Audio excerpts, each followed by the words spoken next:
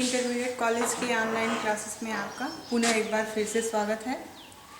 आपको आपकी जानकारी के लिए बता दें कि एसवी पब्लिक इंटरमीडिएट कॉलेज के प्रवेश का प्रारंभ हो चुका है, जो ऑनलाइन के माध्यम से है।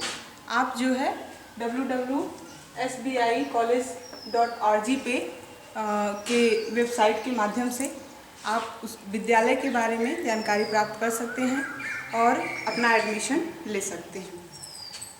आपको क्लास ज्वाइन करना है तो यूट्यूब चैनल के माध्यम से हमसे जुड़ सकते हैं।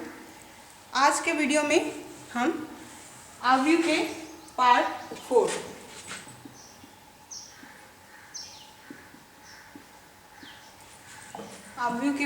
की बात करेंगे, जिसमें आपको 2 अभी और टाइप पढ़ने हैं आव्यू के बारे में, जिसके बारे में हम आपको बताएंगे।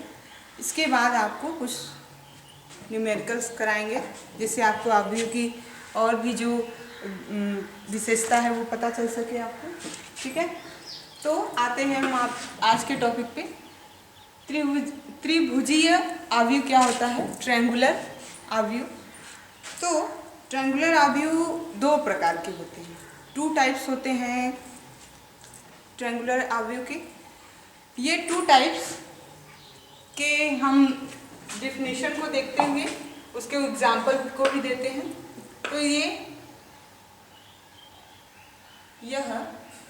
2 प्रकार के होते हैं। ये आपको 2 प्रकार के मिलेंगे, जिसमें पहला जो प्रकार है वो है ऊपरी त्रिभुजीय। ऊपरी त्रिभुजीय आव्यू, इसको इंग्लिश में बोलेंगे अपर ट्रायंगुलर मैट्रिक्स। ठीक है, इस आव्यू की क्या विशेषता है? ये भी एक वर्ग आव्यू होगा, बस इसके डिफिनेशन में थोड़ा सा चेंज ये है। आपने मुख्य विकर्ण की बात पिछले वीडियो पार्ट 3 में, आव्यू के पार्ट 3 में हमने डिस्क्राइब किया था, बताया था, आपको डिफाइन किया कि मुख्य विकर्ण क्या होता है। इस चीज़ की हमने चर्चा की थी। उसी मुख्य विकर्ण को यहाँ पे आधार बना के हम इसकी परिभाषा देते हैं। ऐसा वर्ग आव्यू जिसके मुख्य विकर्ण के नीचे के एलिमेंट्स जो है 0 हो, बाकी अपर मुख्य विकर्ण के ऊपर के जो एलिमेंट हो वो क्या हो, अवयव, वो नॉन जीरो हो। तो इस प्रकार जो आव्यू बनता है उसको हम कहते हैं ऊपरी त्रिभुजीय आव्यू, अपर ट्रायंगुलर मैट्रिक्स। ठीक है, तो डिफिनेशन देखते हैं। ऐसा वर्ग आव्यू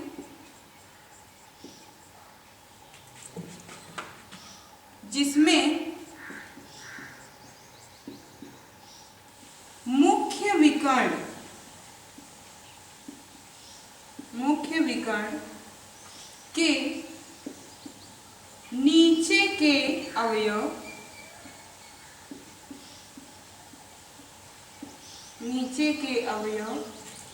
यानी जो ट्रायंगल बनेगा उसके नीचे के अवयव 0 हो,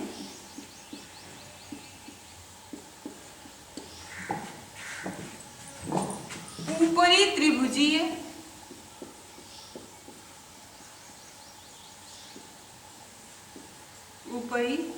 त्रिभुजीय आव्यू कहलाता है।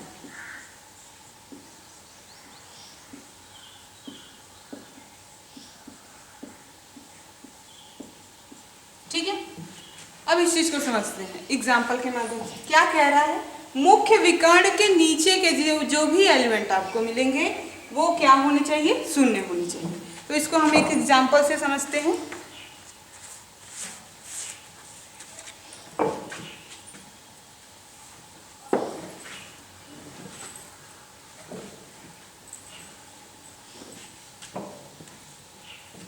उदाहरण ले लेते हैं।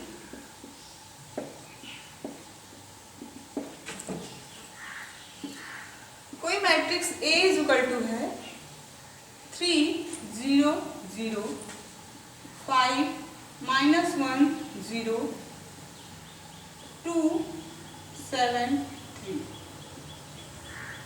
ये कितने ऑर्डर की मैट्रिक्स है? ये आपको 3 वीडियो देखने के बाद पता हो गया होगा कोटि कैसे डिफाइन करते हैं ऑर्डर। तो ये 3 क्रॉस 3 की एक वर्ग आव्यूह है, स्क्वायर मैट्रिक्स है। 3 पंक्ति है और 3 स्तंभ है, ठीक है। ऑर्डर जो है इसका सेम होगा। वर्ग आव्यूह की बात कर रहे हैं, चूंकि यहाँ लिखा है वर्ग आव्यूह, तो वर्ग आव्यूह है। अब इसके मुख्य विकर्ण की बात करते हैं, डायगोनल। डायगोनल एलिमेंट जो है, मेन डायगोनल वो क्या है? ये मेन डायगोनल है, ठीक है। तो इस मुख्य विकर्ण के नीचे के एलिमेंट जो होंगे वो क्या होने चाहिए? शून्य होने चाहिए। देख रहे हैं आप यहाँ पे मुख्य विकर्ण ये है, उसके नीचे जो भी अवयव हैं वो क्या है? 0 है।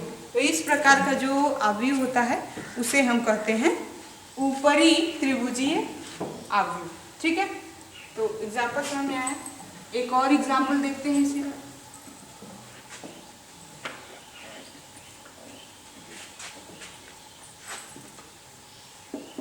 दूसरा इसी का एग्जाम्पल देख लीजिए।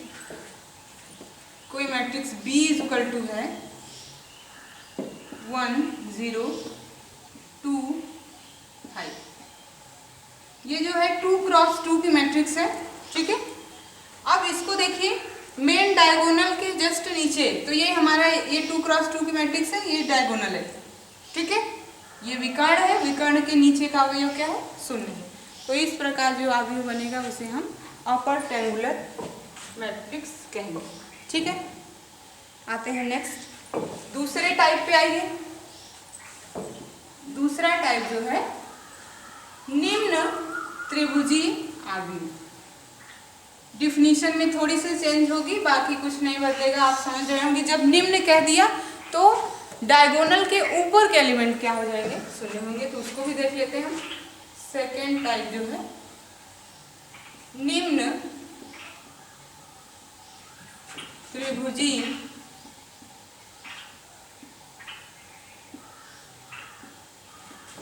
अवयव।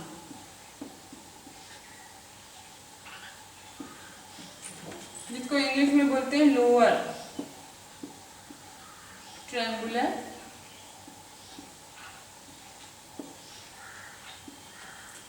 मैट्रिक्स, ठीक है।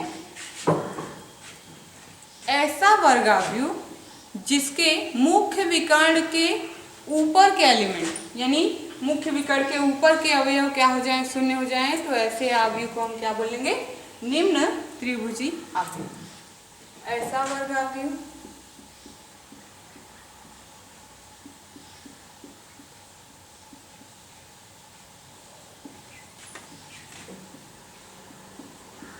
जिसमें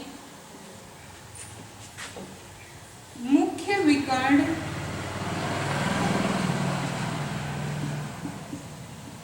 के ऊपर के अवयव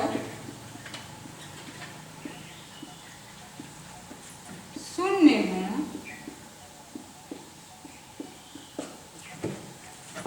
निम्न त्रिभुजीय अवयव कहते हैं। निम्न त्रिभुजीय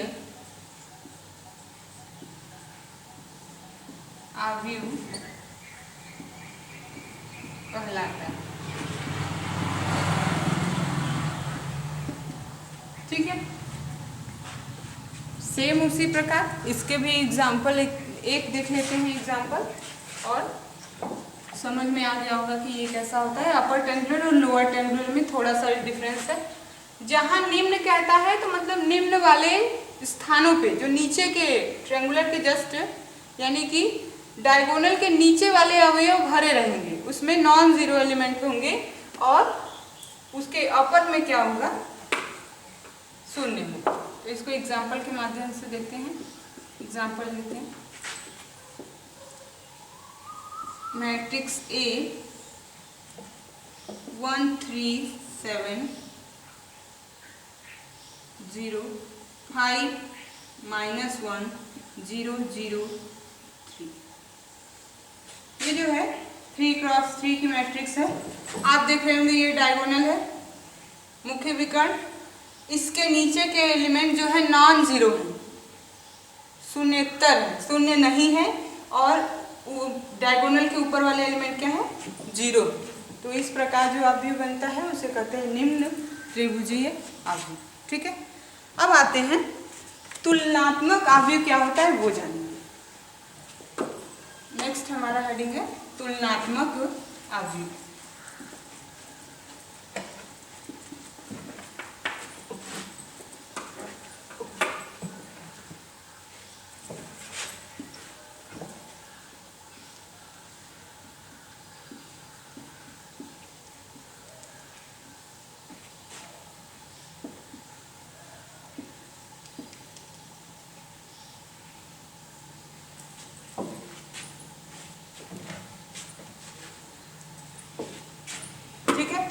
तो तुलनात्मक आव्यूह किसे कहते हैं?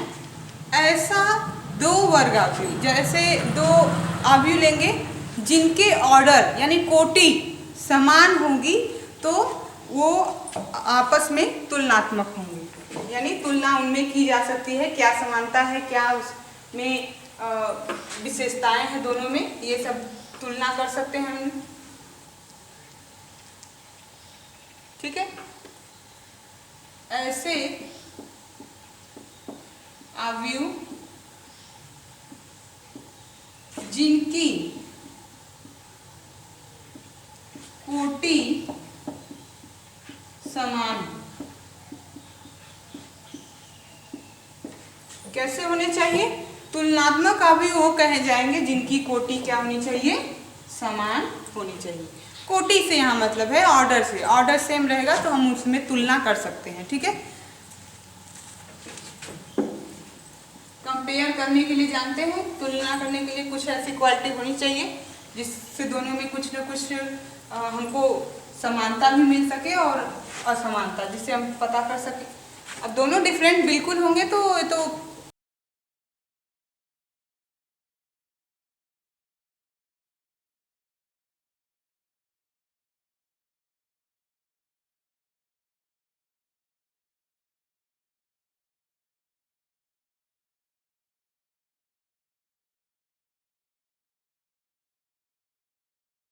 उसमें तुलना करने की आवश्यकता ही नहीं है, तो इसलिए यहाँ कोटि की आवश्यकता बहुत है।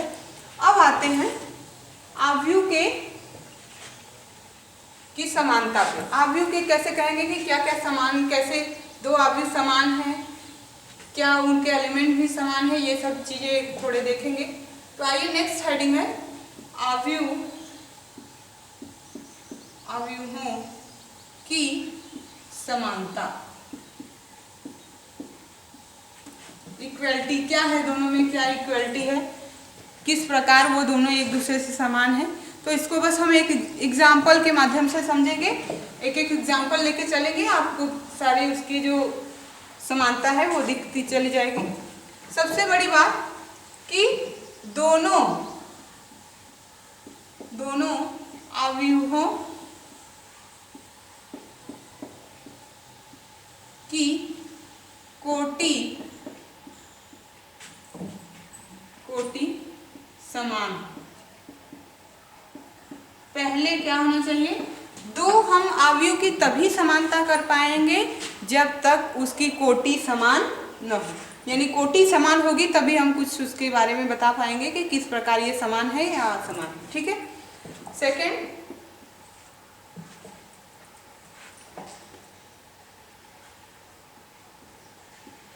अवयवों की समान। अब एग्जाम्पल के माध्यम से हम इसको बताते हैं। चलिए आइए एक एग्जाम्पल ले रहे हैं।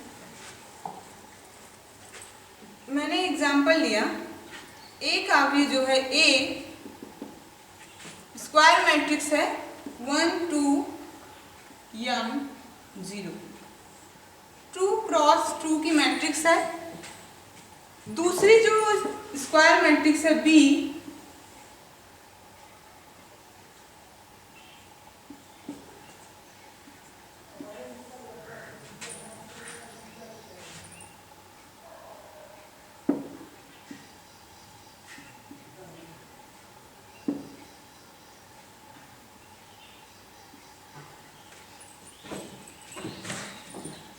ये जो है दो मैट्रिक्स हमने लिया, ए पहली मैट्रिक्स है 1 2 क्रॉस 2 की, और बी जो मैट्रिक्स है ये। अब दोनों में क्या समानता है, पहले तो इन दोनों का ऑर्डर देखिए। ऑर्डर दोनों के क्या है, 2 क्रॉस 2 की मैट्रिक्स ये भी है और 2 क्रॉस 2 की ये भी मैट्रिक्स, ठीक है। ऑर्डर सेम हो गई, यानी कह सकते हैं ये अगर पहले की डिफाइन कर दे इसको m इंटू n, और दिस या इसी को कर दी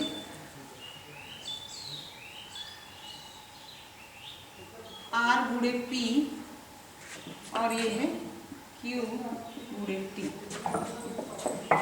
ये इसकी कोटि है, तो पहले दो कोटि को दिखा देते हैं। दोनों क्या हो जाएंगे, r बराबर हो जाएगा q के और p बराबर होगा t के। ये कोटि इस प्रकार बराबर होनी चाहिए, इसकी पंक्ति दूसरे की पंक्ति के बराबर हो और दूसरे का पहले की कॉलम और दूसरे की कॉलम सेम होनी चाहिए, ठीक है। तो कोटि हमने डिफाइन किया, दोनों बराबर हैं, ठीक है। आते हैं एलिमेंट की बात करते हैं। अगर हमने लिखा a is equal to b, यानी a बराबर है b के इक्विवेलेंट है, तो क्या हो सकता है, दोनों की वैल्यू रखिए 1 2 m 0, ये इक्वल है 2 क्रॉस 2 की मैट्रिक्स, इक्वल है n 2 5 0। ये दोनों को हमने अगर बराबर किया तो क्या दोनों में समानता है, क्या हमको कुछ ऐसा मिलने वाला है। तो अगर ये दोनों बराबर का जो है सिंबल लगाते हैं, हम दोनों को बराबर दिखाते हैं, इसका मतलब इसके प्रत्येक एलिमेंट आपस में बराबर होंगे। जो इसका a11 है ये किसके बराबर हो जाएगा, इसके b11 के, या a12 बराबर होगा b12 के। यानी कह सकते हैं कि 1 is equal to n and m is equal to, यानी m और n की वैल्यू अगर हमको फाइंड करनी हो तो इस प्रकार हम कर सकते हैं। एक क्वेश्चन के माध्यम से और समझते हैं इसको।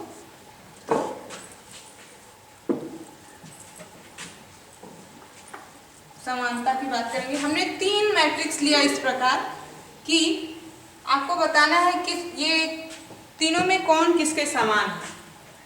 पहली मैट्रिक्स है A B C D E F G H 3 cross 3 की मैट्रिक्स है पहली। दूसरी मैट्रिक्स B लिया 1 0 2 5 2 क्रॉस 2 की मैट्रिक्स है। तीसरी matrix C is equal to लिया 1 0 0 0 1 0 0 0 1, ये भी 3 क्रॉस 3 की मैट्रिक्स है। अब तीनों मैट्रिक्स में हमें ये बताना है कि किस किस आव्यूह में कुछ भी हमको समानता मिलेगा, क्या क्या दोनों में समान हमको दिख रहा है। तो कंपेयर करने के लिए, पहले कंपेयर तुलना करने के लिए, इक्विवेलेंट दिखाने के लिए आपको पहले डिफाइन करना होगा उसकी कोटि। तो कोटि जो ही हमें पता चल जाएगी कि कोटि हमारी जो है सेम होगी, उसी से हम कुछ न तुलना कर सकेंगे, ठीक है। तो इसमें पूछा जाए कि इन तीनों में कौन कौन से आव्यूह तुलना समानता प्रकट कर सकते हैं, तो इसकी तो बात ही नहीं करेंगे, इसकी ऑर्डर अलग है, इसलिए A और C में जो है समानता है। कुछ इक्वल सी प्रॉपर्टी हमको दिखेगी, ठीक है। तो A और C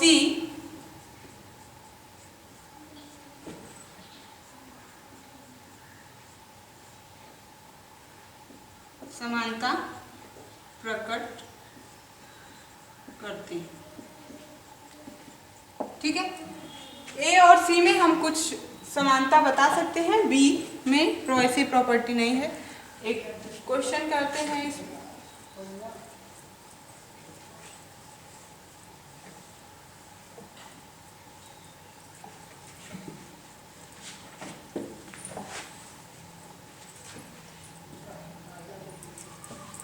क्वेश्चन है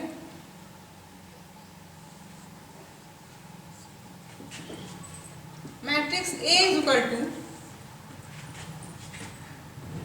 P 0 5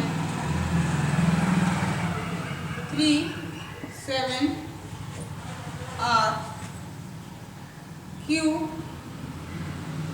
3 -1 बराबर है मैट्रिक्स B जो है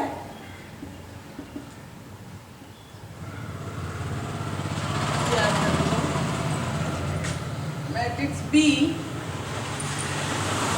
0 0 5 3 7 -3 5 3 -1 दोनों बराबर है।